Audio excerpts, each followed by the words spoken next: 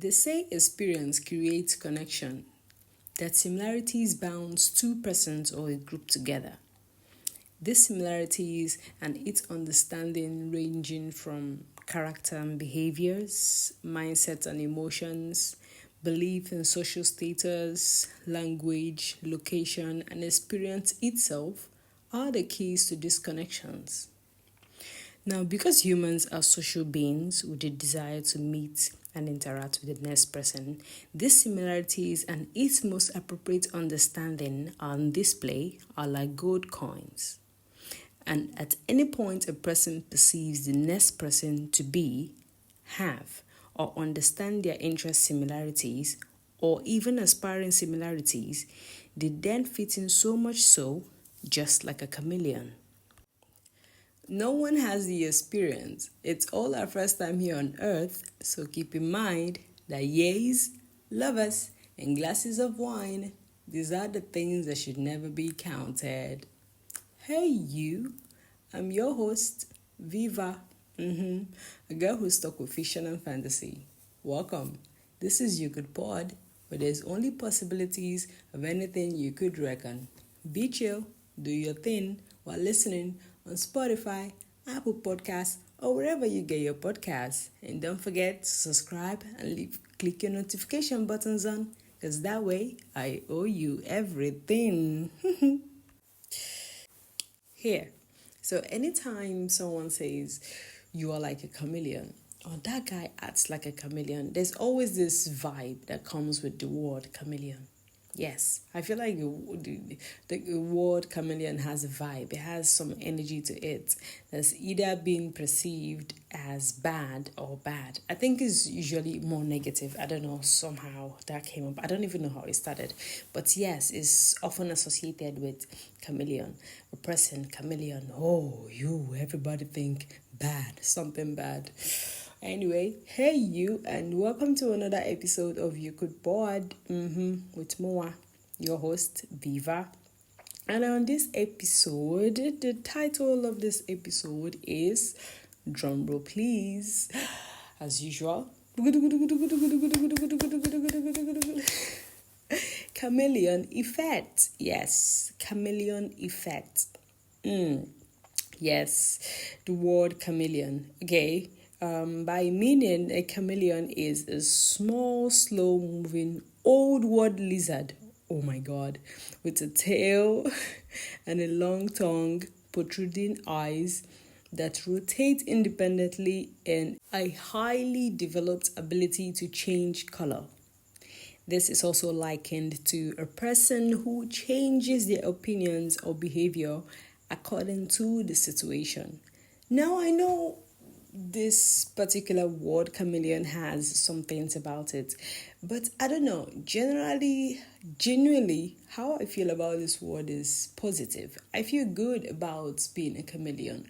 The way I see it, I think it is a person who often changes his or her belief or behavior in order to succeed.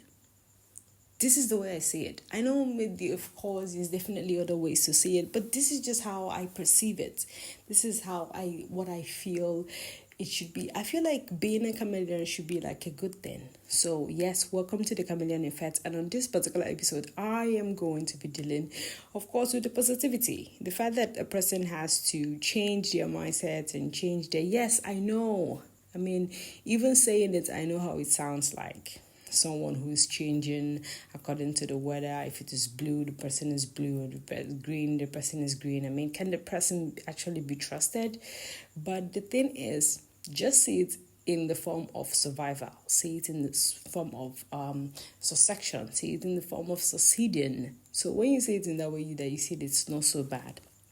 And I have categorized this different chameleon effects into 7 of them. Yes, and the first one to kick it off is going to be the location effect.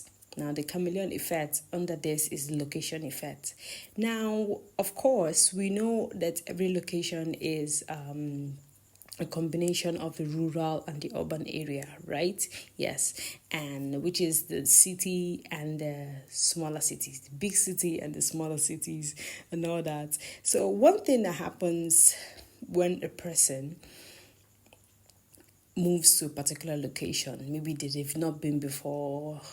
Of course, when they just move to a particular location that is different from one they have been in, a certain changes is expected of this person. I know people talk about expectations. This is one of the stuff that expectation is highly on. A certain change is expected. Lifestyle change, because every place, every city, every town, every country, every state, any societal society, any society at all has its pros and cons. It has its level, okay, which ranges from the attire, the dress sense.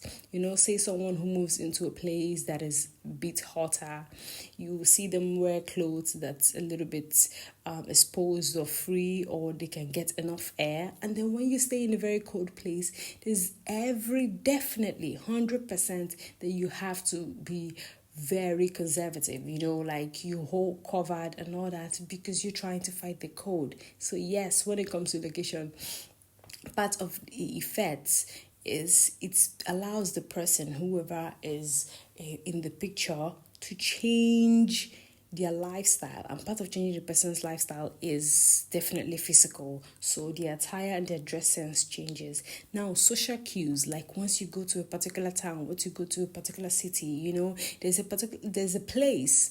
Stop saying so much particular, okay?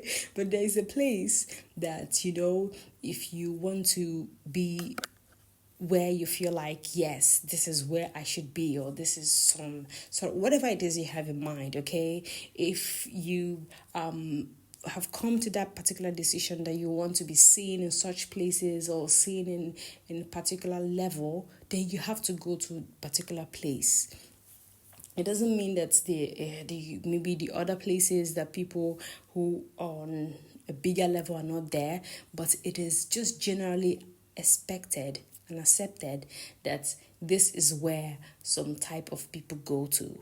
So you see, a social cues, social cues and stuff that is predominantly to an area also affects a person. So this also, when it comes to location, it affects this person too when it comes to feeding, food, of course, because when you live in a particular place, you get used to their food and all that.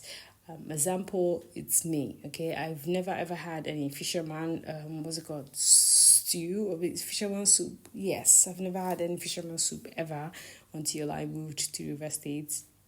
And I did, and it became a thing I like to get. It was never a thing. So yes, when it comes to the effect of location on a person, it changes you, okay? And you have to adapt, because that's what life is. That's what life and living is about, because you have to adapt. You move into a place, you have to adapt to it. So yes, if for that little time you become a chameleon just to suit in, that is what is expected of you. That is how the only way you're going to succeed in that area is if you join them. This is not where you can have to arrange them to get beaten, okay? Where if you can beat them, you join them, okay? You only join them because that's the only option. You shouldn't even be thinking about beating them in the first place. So when it comes to location, a person has to definitely fit into the social status, the type of people who of whatever in that criteria, in that category. There's what's expected of people who stay in the east. There's what's expected of people who stay in the west, who stay in the south, and all over the world. Cold places, hot places, warm places. No matter what, location comes in, and then attitude, of course. Attitude, because they say there's this popular saying that everybody know when you go to Rome, you behave or you become the Romans. So yes, a particular location has this effect on you.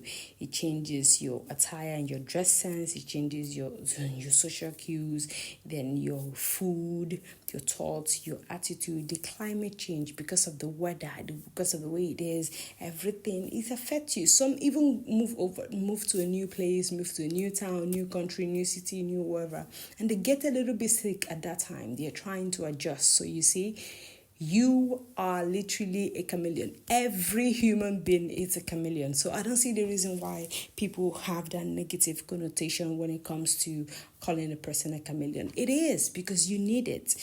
And that is for location effect. And then I am going to move into the experience effect. Now, just like I said in the beginning, experience connects people.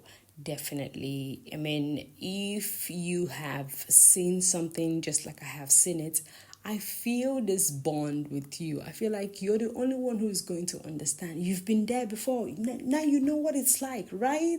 There's a hype to it because this person has been in your shoes, has experienced your shoes and all that. And that is one thing experience does.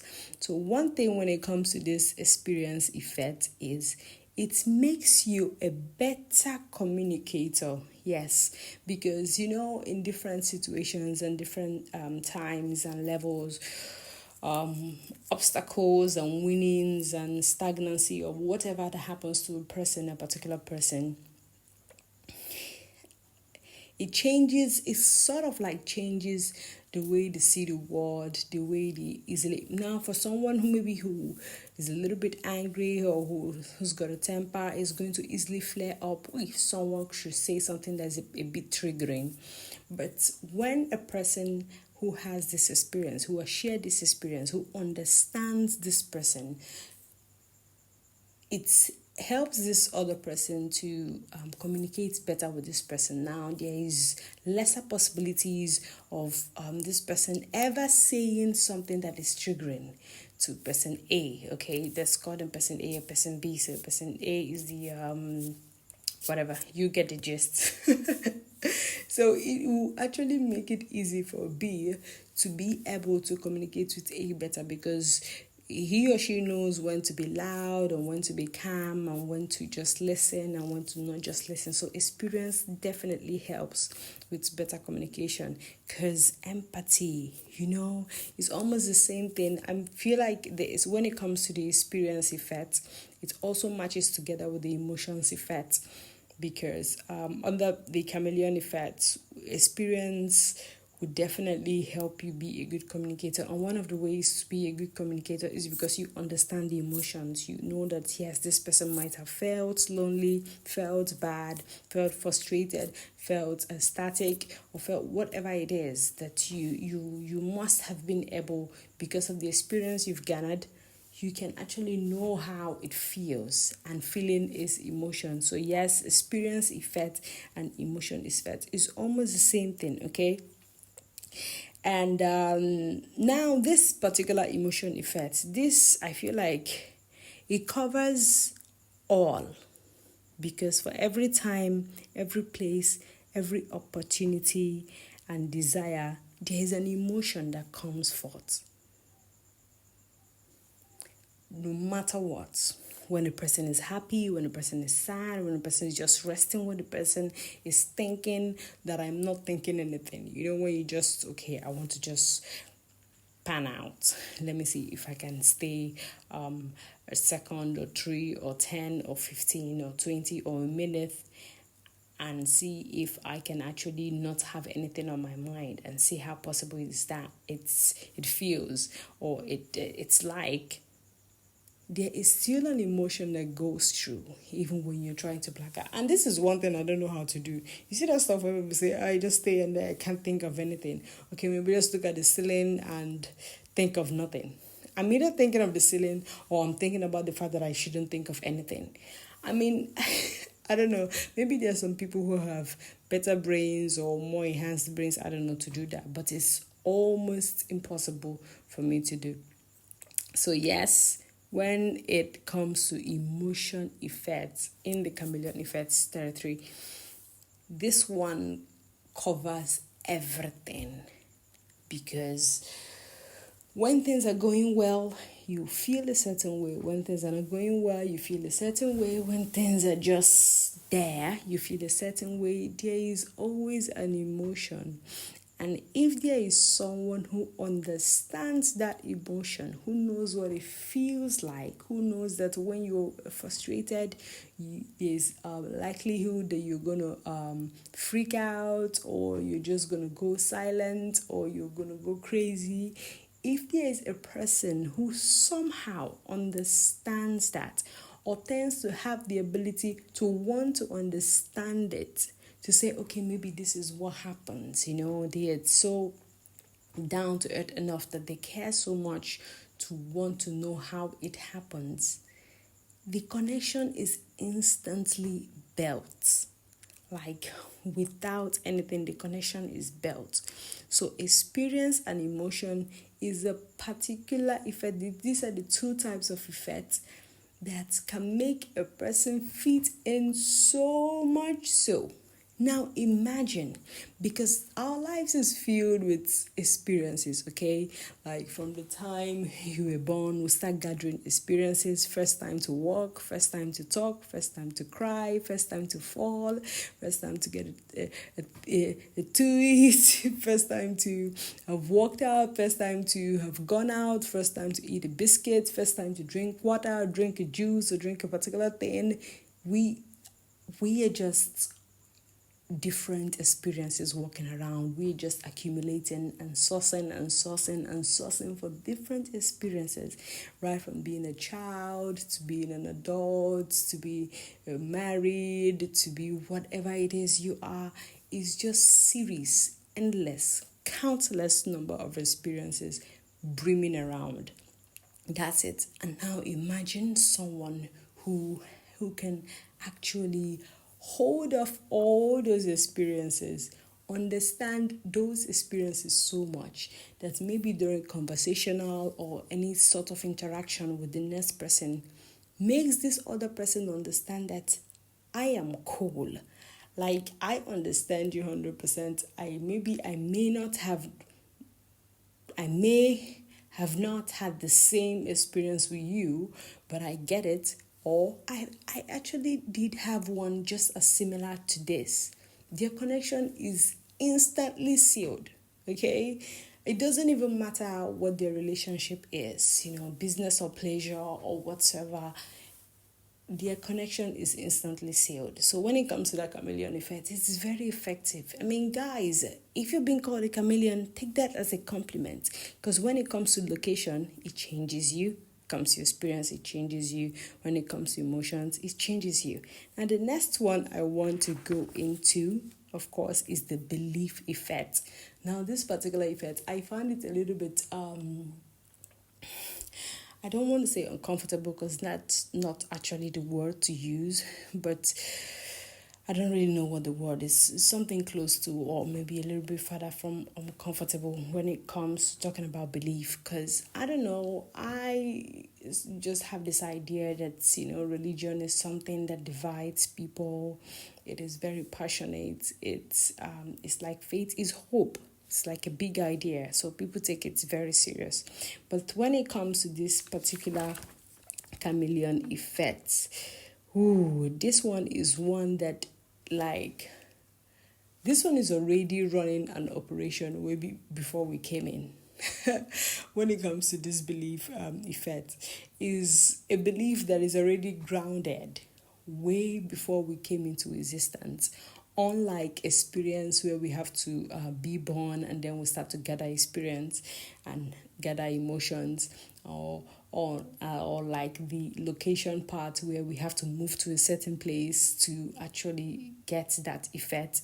This one is already there way before that part. Why is it already there? Because belief most times, or all the time, generally all the time, is where we find the families we find ourselves born into, the parents, the people who have us. Because whatever they believe in is automatically what we believe in. If you were born into a Christian home, you become a Christian until you grow and you decide to change your thing. Or if you're born into Islam, a Muslim, that's it. Mormon, whatever, at all. generally, it's just going to be that way. So way before you even came into existence, this particular effect is already brimming, like it's been brewing, waiting for you to come fall into it. Now, the way this one changes a little is with like association, like when a person grows, when a person is growing, when a child is born. Being a Catholic, you get baptism, right? And then from baptism, you do the confirmation. That is if you're doing the whole Catholic thing. Or maybe let's say that's how you grow in that part. That's what I'm trying to say. But the thing is, there could be a change in this particular effect, in this particular chameleon effect, which is the belief effect. There could be a change because sometimes we become adults and we decide this actually happens when people change denominations and churches and say, okay, I'm no longer this, I am now this, I now worship with these people. They change doctrines. I don't know if doctrines do change or that, but you get the idea. So people move from, okay, I don't like the fact that I know that there are some churches that do not let women to have their hair open. So most people can be like, okay, this doesn't align with me. I like to see my hair. I want to show off my hair or something. So doctrines, of course, it has to be doctrines. So people move in. So this can change with a self-belief. Like when a person comes to a particular place in self-awareness, they'll be like, okay, this no longer serves me. It no longer suits me. So they have to change. And the next reason why this particular one also changes is because of marriage. Now, marriage definitely is something that makes people have to change a belief. When someone meets someone and you have so much similarities, or the differences that you guys want is everything, and you've decided that you want to spend the rest of your life together. So yes, with marriage, you can change your belief. You can move from being a Christian to being a Muslim or to being any other stuff. And even in the Christian community, you can move from one denomination to the next denomination, one church to the other. It could be Catholic, it could be Presbyterian, it could be anything at all. So yes, another part where this one changes when it comes to belief is with marriage. So it's either it comes to a realization that some of the doctrines in the particular place you worship do not serve you. Either you see some setup, you see some things that you feel like, okay, this doesn't work for me anymore, so I have to make a change. Or you are married and you have to make a change, or you're about to be married, or you are about to make a change, or you just like someone and you're about to make a change, or you see someone that has this one has actually happened to me. Okay, I used to have this very, very old friend of mine, and whenever this person actually tells me about a church service, I try to go. I intend to go. I definitely do my best to make sure that I go there, and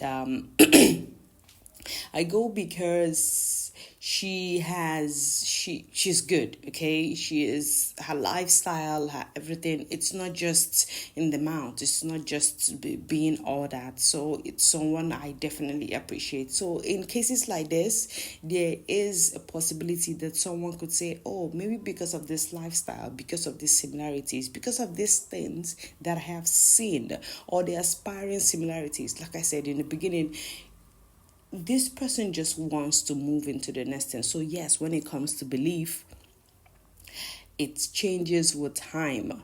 It's already there before you came in, and you grow up and you become your own person. You have your own mouth and you can speak for yourself, and then you finally decide that you want something different, or you meet someone and still you decide that you want something different, or you just desire it for whatever personal reasons or public reasons. So yes, when it comes to the belief effect, it changes. So you see, once again, the chameleon effect, being called a chameleon, should be dubbed as a compliment.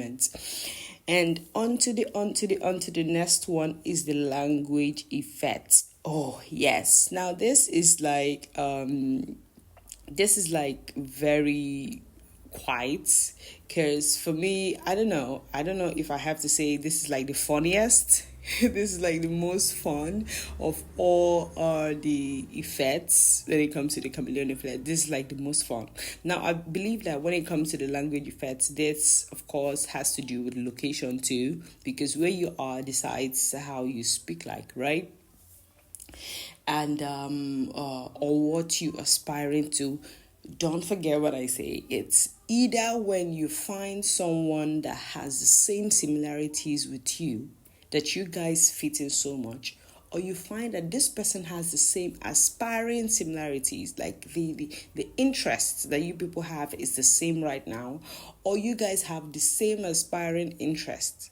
I mean, you people want together be in a particular position. So you understand that this person understands my goal. This person knows where, it knows what it feels like to want the same thing that I want. So definitely. So when it comes to language effect, this is like in two parts.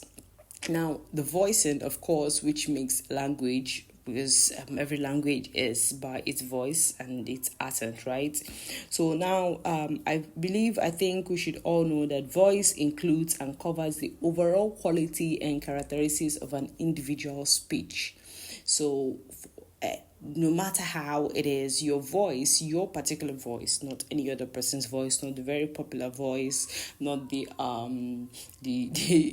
UK voice or the US voice or whatever voice, not that, but the very particular voice, yours particularly covers the overall quality and the characteristics of an individual's speech. Now, the second is the accent.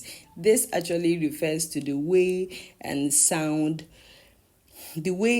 that sounds are being pronounced due to regional or linguistic effects or influences. The way the sounds have been pronounced, because of course it's going to be different. The way you say something in a particular way, when you have an accent, that is when you're saying something that's very close to your mother tongue. It's definitely going to be different when it is from someone else, or where it's from a different area or different region or different language. Now, personally, I see people who say, why people are faking accent. First of all, you don't have to speak like that when you see someone who doesn't sound like you, when you are talking to someone who is maybe a foreigner or someone who doesn't speak like you. You don't have to try to do that. You have to, okay? And not that you have to, but if you can, that's a very good thing. The wandering accent is superb, okay? It is one thing that is good. And I feel like personally, I always hear people say it. I mean, around me, I've heard people say, so many times, and not just around me, even on social media and on the news, sometimes you hear people criticize and say, the children of nowadays, or let's say young people of nowadays or adults of nowadays, they always want to sound like the other person. They're always trying to not know their identity. They want to stand by what is trending or what is popular, because they feel they're ashamed of their language and the way they sound. First off, it's not because anyone is ashamed of their language. You can't be ashamed. I mean, I never get it when people say a person is ashamed of where they are. I'm speaking for myself. From my own standpoint, there is no way I'm ashamed of my language. Are you kidding me? I love the fact that I am a full-blooded Igbo person. I mean, I do. There is nothing I can do about it. Would there be any reasons to be from any other place? If it was a choice, would you choose some other place? Yes, because of the difference and the things that is definitely beneficial and non-beneficial.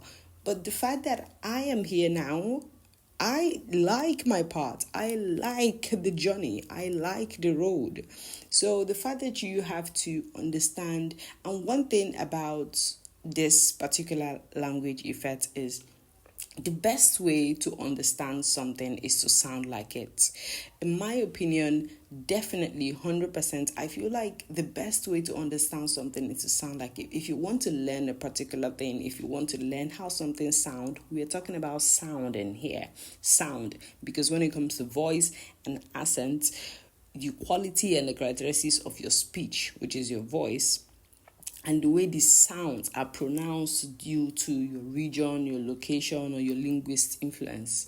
So when it comes to sound, the only way to mimic, okay, this is not mimicking, okay? When it comes to the wandering accent, you're not just mimicking the person. You're not trying to impersonate the person. It's not about mimicking. It's not about impersonation, okay? You're just being, I think the word is empathy, yes, because you're being so kind enough to understand that this person talks this way, there's every possibility that they will hear this way. You don't go to someone who speaks slowly and you go so fast and you expect them to understand it. No, it's not going to work. It's never ever going to work. You have to talk on the pace that they understand. You have to talk on the pace that they know. You have to try at least as much as possible to sound like them. That is when you know you're talking to someone that is different. Wait, is it that people are trying to say that you don't think that, let's say, just for the sake of imagination, okay, for context in this, we go back a bit down to when the colonial masters were there. You think they actually spoke confidently the way they speak and it tried to work out? So let's say, I don't know how it worked, okay, because I wasn't there. I could never possibly be there. I mean, yes, they had to at least try to be demonstrative, when you're trying to say something and you understand that this person has no clue. This person has no freaking clue to what you're saying. So you have to say something and sound, as much as you have to sound assertive, which is important. You have to sound assertive. But the thing is, you still have to, I feel like the way they must have communicated effectively, that is, if they had a translator, just like I said, this is for the context of this, and now this is taking so much time to explain because there's so many pictures I'm gunning in my head and I don't even know how best to actually explain this. But the thing is, that way, so they have to sound a little bit, they have to be demonstrative. It has to come in their body language, it has to come with the way they move their hands, the way they move in their palms, the way they're trying to draw a picture in the air, something to sound close enough to the accent and the voice of the person they are speaking to, because that is the only way. It's just like kids. There's this or unconscious thing that happens when you meet a baby. You can just say hello baby, or hello baby girl, hello baby boy, how are you doing, son? Or you could just say that, but most times you don't say that, okay? Unconsciously you just bring down your voice a little, and then you start to bring it down, be like, hi, why do you have to do that? Or however, whatever voice you talk with. Although I am generally an advocate for keep your voice when you're talking to a kid so they can actually understand what it means like to sound that way. That is, if you want them to copy you, right? If you want them to sound in a particular way, if you want them to be effective with the way they speak, then you have to speak effectively to them. They will learn. Their brain is softer and way better cumulative. So yes, they can gather way more information. But the idea is, if you're speaking to someone who actually hears in a particular way, understands a particular way, there's every possibility that they will understand. I just repeated myself. If you're talking to someone who sounds in a particular way, there's every possibility that they would understand if they are being spoken to the same way. Okay, so it is not because people are trying to throw away their accent. It's not because they are not proud of themselves. It's not because that I recall the time I was working at IRC and I had to deal with the Indians back to back, and some of the ways that they spoke, the things they said and the ways they said it. Like, for example, if they needed bottled water, they will say, hi Vivian, can I get water bottle? The first 10 times I laughed. I always laughed. I'll be like, dude, do you want the content in it or you just want the can? And then they'll be like, water bottle. Can I get water bottle? There's no way this is water bottle. But, it was funny to me because it was the first time I was hearing it. But with time, I had to understand that, yes, this is the way they understand. I literally started sounding like that. Like I would come out and be like, have I given you a water bottle? This was so funny. And then my manager would be like, you're not well.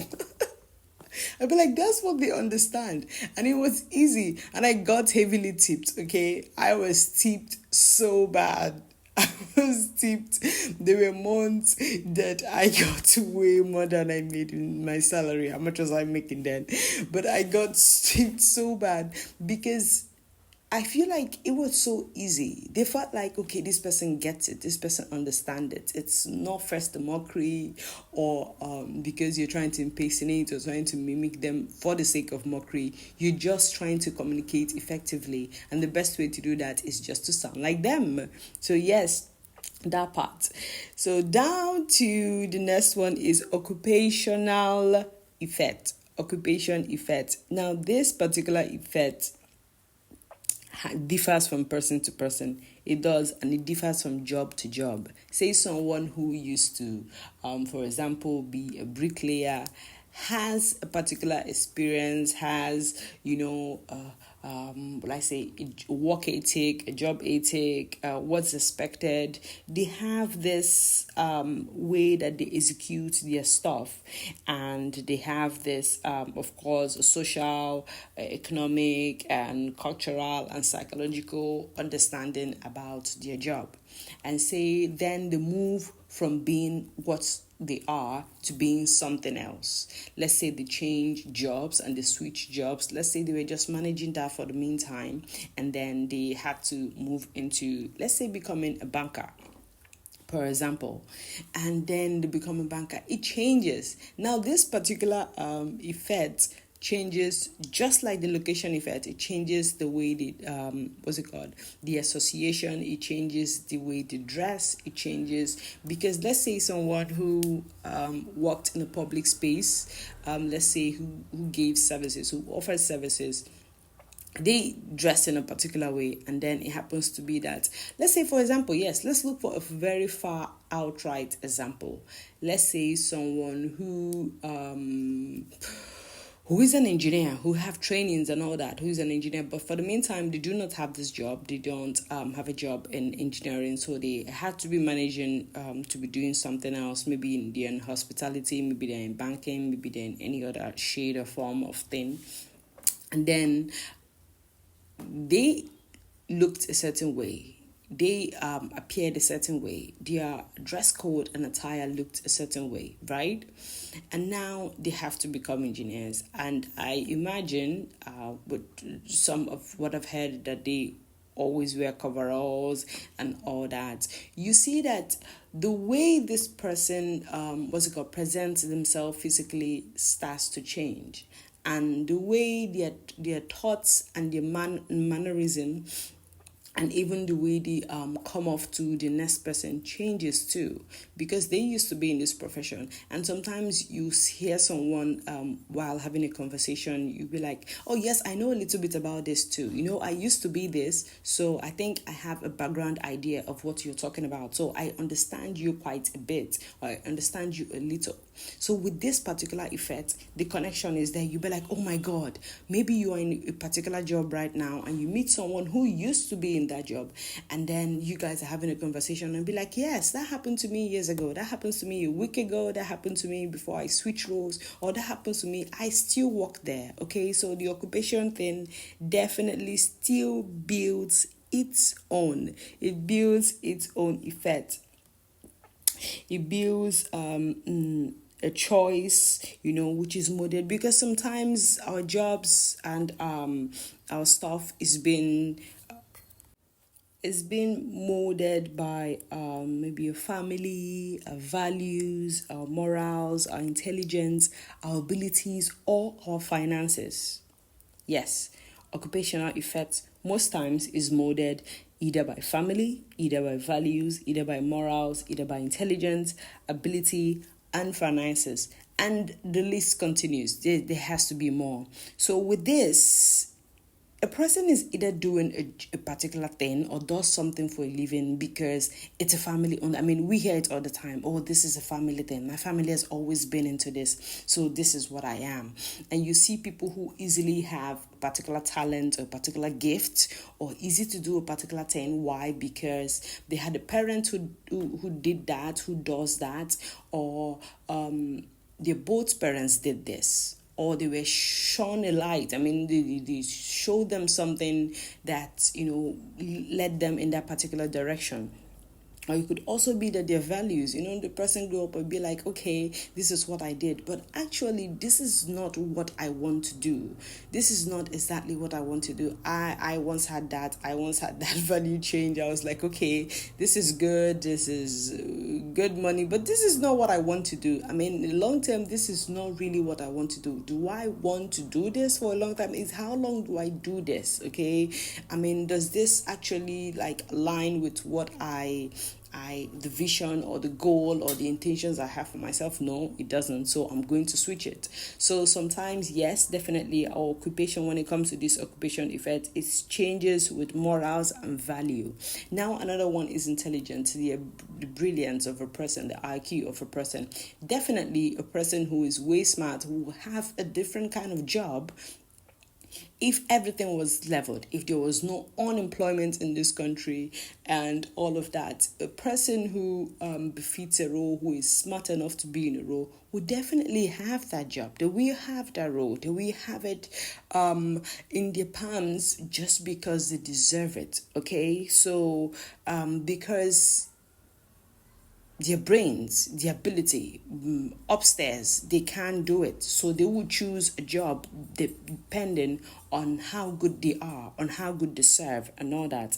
And the next one is the abilities. Okay, if you have a skill, okay, if you have, who or how, the way they say, if you know somebody, it's through connections and all that, that can also choose your occupation, and that can have an effect. And then finances. Yes. Now this is grouped in business, profession, and employment. Whether you're into business, whether this person is into business, whether you're into a profession or it's just an employment, all this is molded either by family, molded by values, morals, intelligence, ability, finances, or the list goes on. So yes, when it comes to occupation effects, you see, it's determined by what you know, what you already know, more similar the belief effect that's already brewing before you to come. I mean, if your family already have that stand, that's the best. That's literally the best foundation and the best background. You don't have to build it yourself. You just have to carry on. Or if it aligns with the value or the morals, okay, I don't want to be a thief. For example, I don't want to be a thief anymore. I want to be the one who people thief from. I don't know where that is from. Anyway, that's it. And the last one on this is the behavioral or character effect. Now, with this particular effect, it carries a bit and pieces of all other combining factors, merging from location, language, emotion, experience, mindset, and belief. Yes. And mindsets, of course, perception, perspective, however, it's so included because the way a person behaves, the way a person character, there is something that they say, there's this big thing, which I 100% believe in, okay? The way a person does one thing is the way they do everything. Oh my God, what is this? The way a person does one thing is the way they do everything, okay? So when it comes to character and behavior, yes, this is 100% built on routine and continuity. A person behaves this way because they've always done that. I mean, you can see traits of how a person is, of who a person is, immediately with the way they behave. You can say, oh, this is the way you eat. Oh, this is the way you talk when people are around. This is the way you behave when you get angry or when you get anxious or when you panic. Or, this is how you come off when you're shy, or when you're reserved, or when you are feeling very good or very ecstatic or something. A behavior, a character. This effect works. You can meet someone and it's as if you guys act in the same way. You look at this person and you be like, oh my God, why does this person do this thing like this? I once had this happen to me. Okay, I had a realization just in the middle of something. I'm like talking to someone and then this person does a particular gesture. I'm like, oh my God, this is so similar. How the hell? I'm like, how does this person do this? And I was like, okay, maybe this is like very coincidental. And then again, in a different count, in a different unrelated thing, this person does a gesture that I do all the time.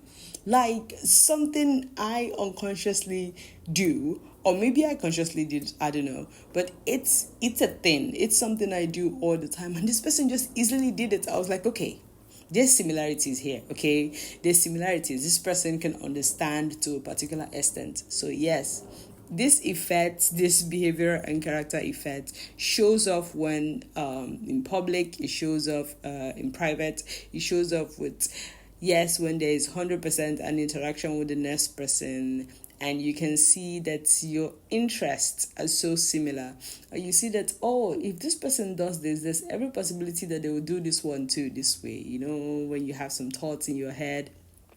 Now, this can be professional, this can be business-wise, this can be pleasure, this can be for any reason. So yes, behaviors and characters, of course. I mean, how a person behaves shows you a lot about them, right? What their character, how disciplined they are, what they forgo, what they take serious, what they do not take serious, what matters to them, what doesn't matter to them, how they react to a thing, how they do not react to a thing, can definitely show you so much about the person and make you understand and make you feel, oh yes, do I want to be in this with this person? I think I know this person's character. Or for example, a person could get into a rumble or get into a particular ruffle, and then it's left for explanation, and then someone is trying to explain and said, oh, Mr. A did this to Mr. B. And then someone out there, someone who knows Mr. A or Mr. B so much, would be like, no, that is not in his character. Why would he do that? Or why would she do that? Did you do something? Is this what happened? And you'd be like, why are you even defending the person? The person is not even here. You'd be like, yes, because I know this person would not naturally do this. This person is not naturally insulting. This person is not naturally, they wouldn't just see you. And when your friend or someone does something and they did this one, you be like, okay, yes, this one happened. You don't even have to explain. You just know, oh, I'm so sorry. Maybe she doesn't know or he didn't know. Just, could you pardon? I'm sorry. You start to apologize on their behalf.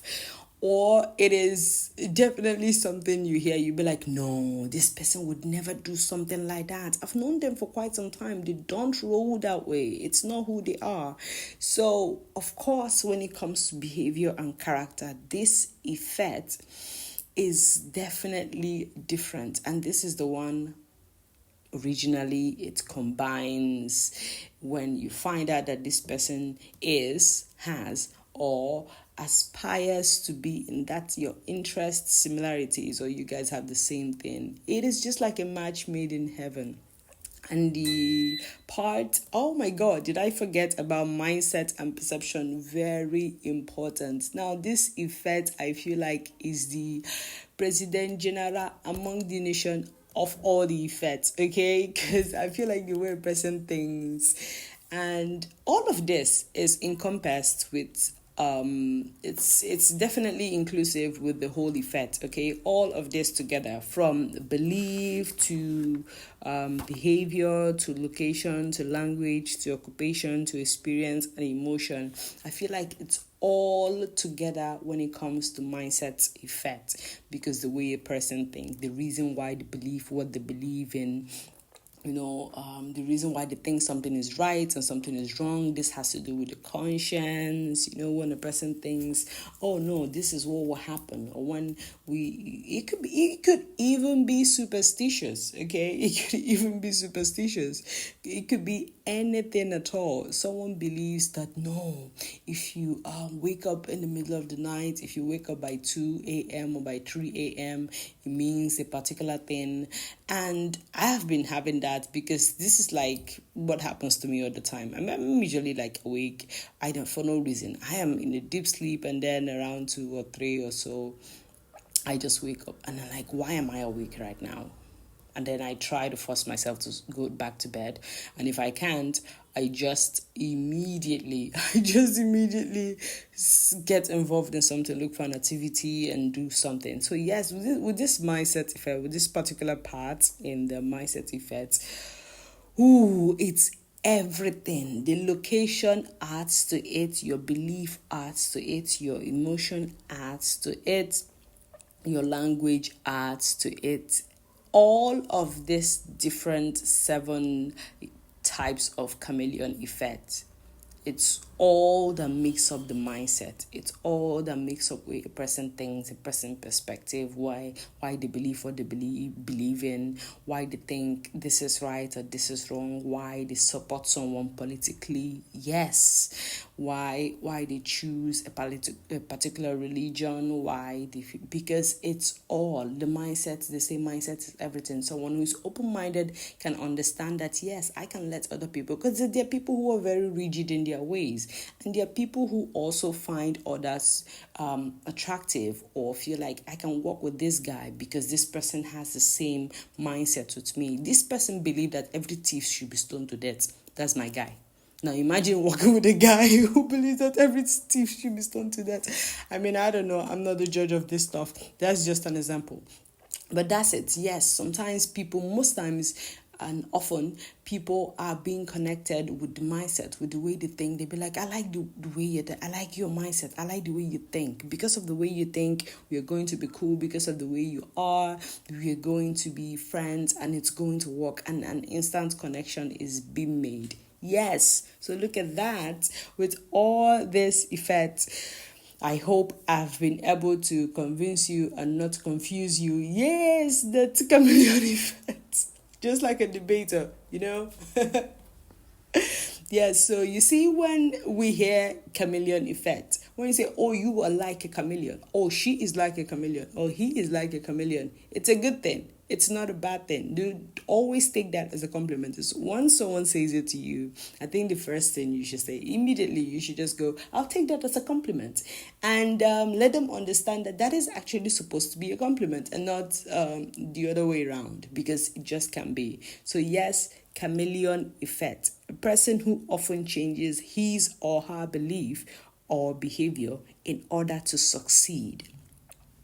That's the way I say it. And I still think, someone who has the same belief with you, or who understands that belief, who used to be a Christian, now a Muslim, who used to be a Muslim, now a Christian, or all the other religion types, or someone who used to behave like this, who still behaves like this, who understands people who behaves like that, someone who has this experience and who understands what the experience is like, or who wants to understand what the experience is like, someone who has a particular emotion, who understands the emotion, or who empathizes with the fact that you are dealing with this emotion, someone, of course, in a particular location, someone who stays in your area, of course they understand, or someone who used to stay in the area you want to move into, or you are aspiring to go into, or you are already into.